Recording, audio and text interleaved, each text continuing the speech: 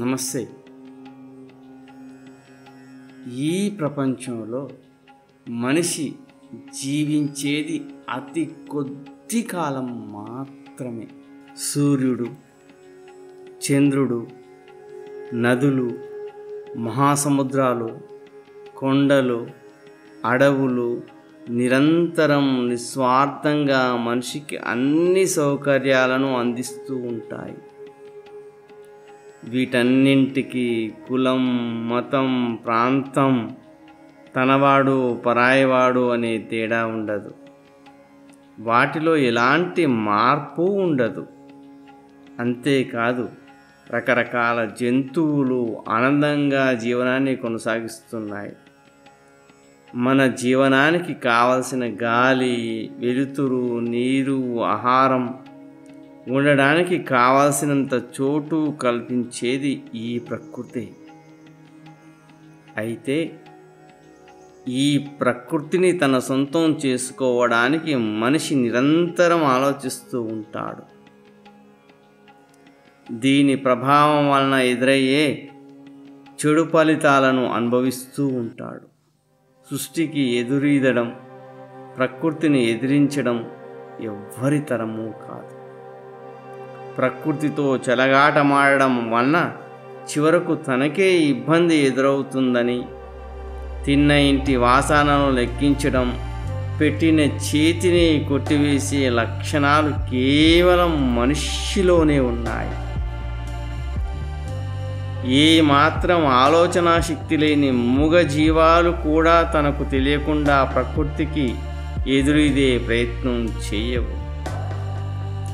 ప్రకృతికి కోపం వస్తే మనం ఎన్నో ఇబ్బందులు ఎదుర్కోవాల్సి వస్తుంది. దీనివలన మనిషి విలవిలలాడవలసి వస్తుంది. కరువు కాటకాలు ఒకవైపు, వానలు వరదలు మరొక వైపు మనల్ని అతలాకుతలం చేస్తుంటాయి. కాబట్టి నీవు ఈ ప్రకృతిని జాగ్రత్తగా ఆలోచించు. నీవు ఈ ప్రకృతిని జాగ్రత్తగా అర్థం చేసుకో. భూమి పుట్టినప్పటి నుంచి 1950 సంవత్సరం వరకు ఎంత ప్రకృతి నాశనం జరిగిందో అంతకు రెట్టింపు ప్రకృతి 1950వ సంవత్సరం నుంచి ఈ 2025 సంవత్సరాల వరకు జరిగింది.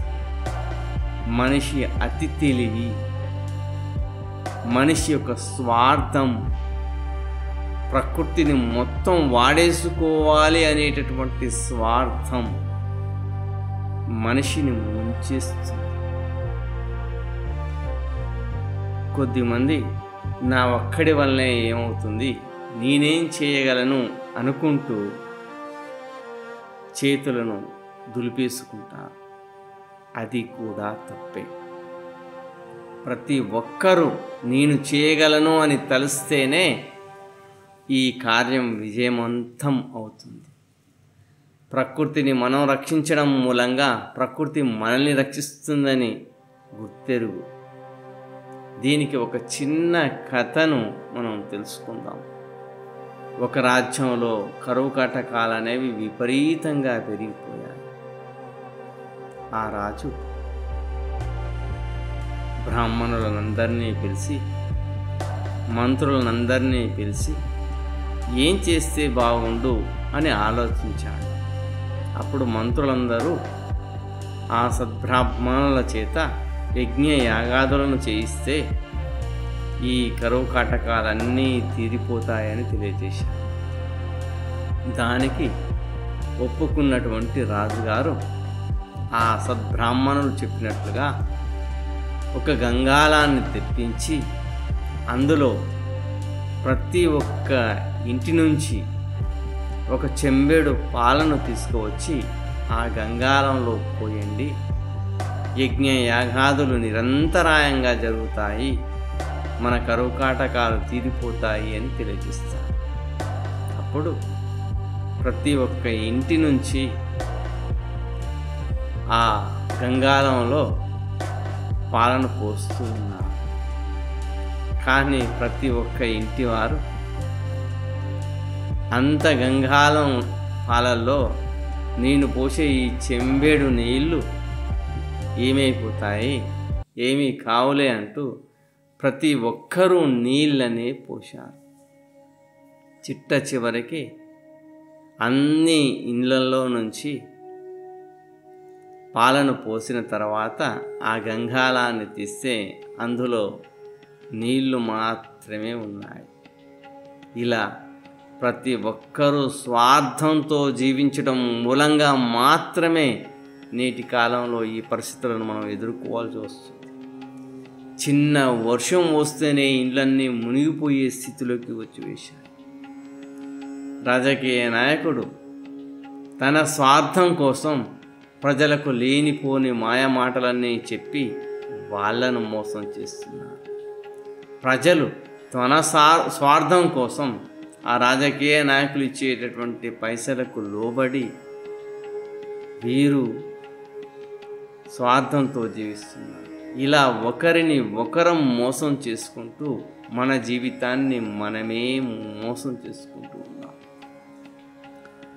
చెట్టుపై కూర్చొని తనున్న కొమ్మను తనే నరుక్కున్నట్లుగా మన జీవితాన్ని మనమే స్వార్థంతో ముగించుకుంటున్నాం. మన పిల్లల భవిష్యత్తును మనం ఆలోచిద్దాం.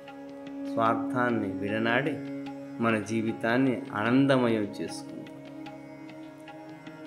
గంగామాత ఆ గంగాజలంలో స్నానాన్ని ఆచరించడం మూలంగా మనల్ని పవిత్రం చేసినట్టు ఆ ప్రవహించేటటువంటి గంగామాతలో ఆ గంగాజలంలో ఎన్నో అమృత గుణాలు ఉన్నటువంటి ఔషధాల చేత మనల్ని మొత్తం ఆరోగ్యవంతంగా చేసినట్లు ఈ సమస్త ప్రకృతి నిన్ను ఆరోగ్యవంతంగా ఉంచడం కోసం మాత్రమే తయారయ్యింది. ఆ మనిషి ఆ ప్రకృతిని అర్థం చేసుకొని ప్రకృతిలో జీవించడం తెలుసుకుంటేనే, స్వార్థాన్ని వీడి మనిషి మనస్సులో ఉన్న మాలిన్యాలన్నీ తొలగించుకుంటేనే మనం బాగవుతాం, మన సమాజం బాగవుతుంది. స్వార్థాన్ని వీడండి, మీ జీవితాన్ని మీరు బాగు చేసుకోండి. ప్రకృతిని మనం నాశనం చేయడం మూలంగా, మన స్వార్థంతో ప్రకృతిని నాశనం చేయడం మూలంగా చిట్ట చివరికి మనమే నాశనమైపోతామన్న సత్యాన్ని గుర్తెరగండి. సర్వే జనాః సుఖినో భవంతు. ఓం శాంతి శాంతి శాంతి.